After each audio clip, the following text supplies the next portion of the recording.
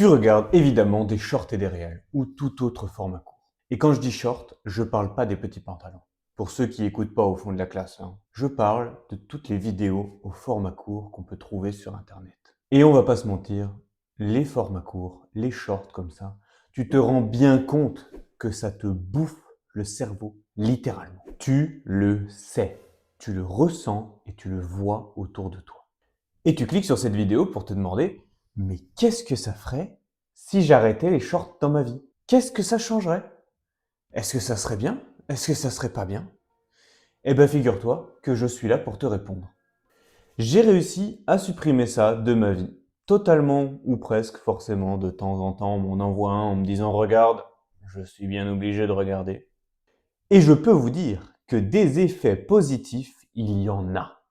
Mais il y a aussi des effets négatifs.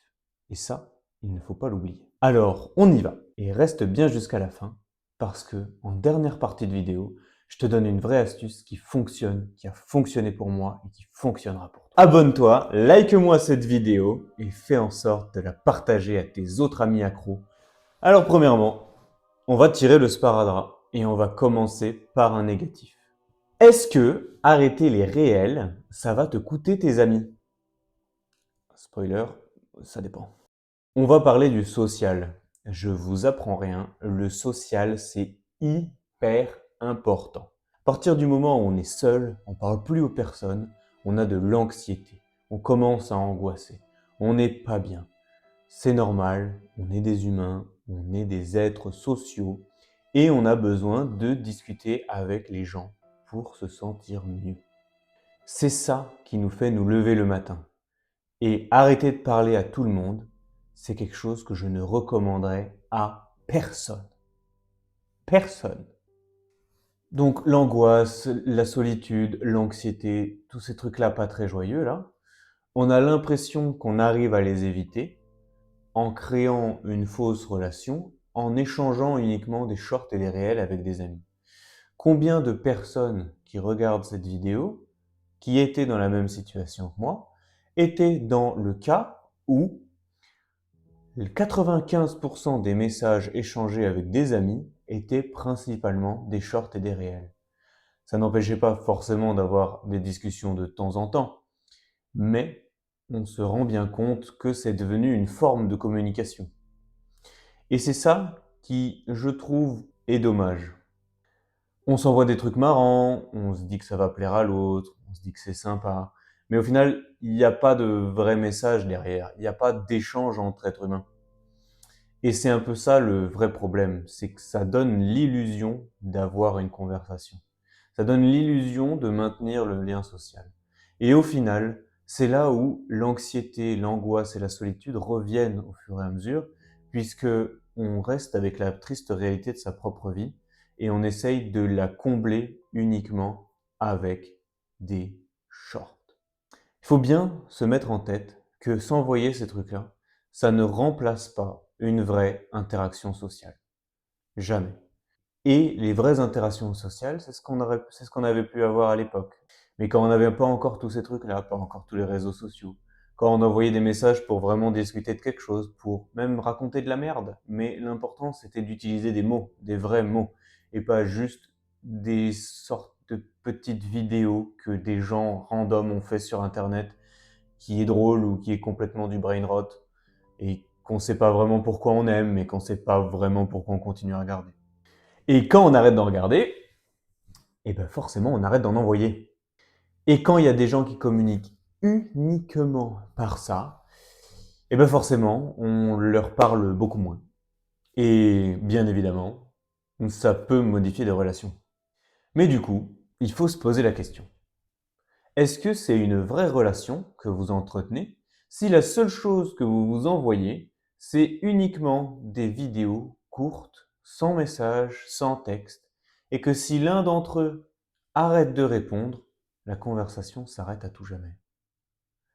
Et de toute façon, il y a tellement de réels, tellement de shorts, de tellement de gens qui vous en envoient, que tu peux pas tous les regarder. Au final, tu réponds pas pendant 3 mois, puis après tu les regardes tous d'un coup pour faire plaisir, tu mets des réactions, et tu recommences le cycle. Ou tu réponds toujours pas, tu renvoies toujours pas de short.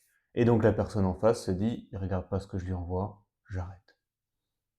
C'est triste. Mais du coup, il faut se poser une question. Est-ce que c'est une vraie relation si la seule chose que vous vous envoyez, c'est des vidéos courtes, c'est des shorts, et que en plus, il y en a tellement que vous les regardez même plus l'un l'autre? Alors, deuxièmement, maintenant, c'est un positif. Et c'est le temps. Combien d'heures tu penses pouvoir gagner en arrêtant de regarder les réels et les shorts? À ton avis? À ton avis? Moi, je table sur 2 heures par jour, hein, parce que c'était à peu près ma moyenne, les bons jours. Donc ça veut dire que les mauvais, ça pouvait être 4-5, voilà. Puis les week-ends, quand il pleut et quand on n'a rien à faire, on passe 8 heures sur le téléphone. C'est un enfer. Un enfer. Tu t'es déjà posé la question du temps que tu passes sur ces applis? Et tu t'es demandé, mais qu'est-ce que j'ai foutu, bordel? Quand c'est la 18e fois que tu te surprends à faire ça. C'est plus une surprise. C'est une addiction. Et c'est une addiction qui te coûte cher en temps. Et le temps, encore plus à notre époque, c'est une ressource précieuse. On n'a que 24 heures dans une journée. Alors, si tu as passé 1h30 dans les transports à regarder ton téléphone uniquement, à regarder des shorts, que à chaque pause toilette, tu regardes encore des shorts, que quand tu rentres chez toi le soir, tu végètes pendant 2 heures à regarder les shorts. Ensuite, quand tu rentres dans ton lit et que tu re-regardes des shorts encore pendant 1 heure et demie, t'as pas l'impression d'avoir beaucoup perdu ton temps? Troisièmement, c'est la réduction du brouillard mental que tu as. Et la question qu'on se pose, c'est est-ce qu'on pourrait guérir de ça? Est-ce que le brouillard mental, c'est pas directement ancré dans notre cerveau maintenant? Et la réponse est non.